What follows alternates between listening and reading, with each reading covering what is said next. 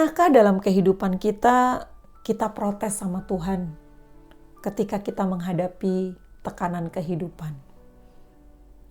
Kita merasa kok Tuhan itu rasanya selalu menekan, mendatangkan tekanan, mendatangkan pencobaan dalam hidup saya.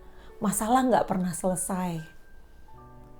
Terus segala sesuatunya tidak mudah bagi kita. Sementara bagi orang lain terlalu mudah. Itu karena kita membandingkan kehidupan kita dengan orang-orang yang ada di atas kita.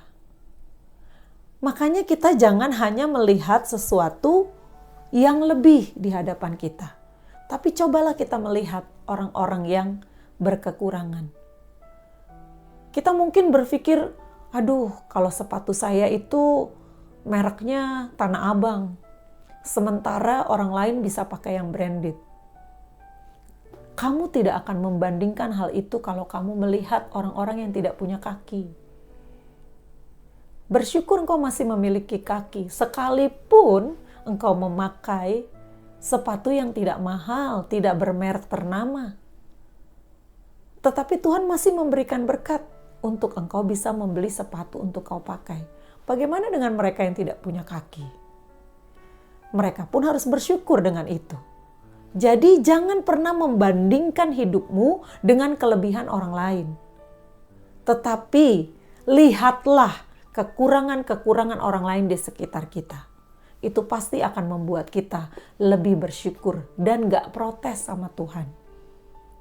Kita masih diberi, kita masih dikasih pemeliharaan Tuhan dalam bentuk-bentuk yang kita alami setiap hari. Janganlah kita selalu membanding-bandingkan hidup kita dengan orang lain, terutama dengan orang-orang yang memiliki segalanya di atas kita.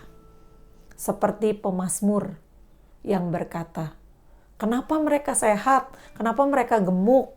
Kenapa mereka melakukan kecurangan tapi hidupnya enak? Dan dia berkata, aku hampir terpeleset.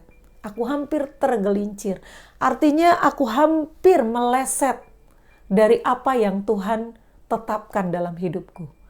Sampai akhirnya dia katakan, aku menemukan di hadirat Tuhan. Aku melihat bagaimana akhir hidup mereka.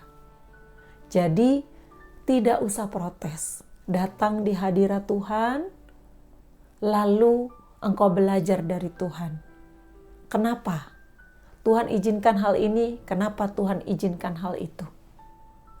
Ketika engkau bertanya, bukan untuk menggugat atau protes sama Tuhan, tapi supaya engkau mengerti betapa kita harus bersyukur dalam garis kehidupan yang Tuhan tuliskan dalam kehidupan kita.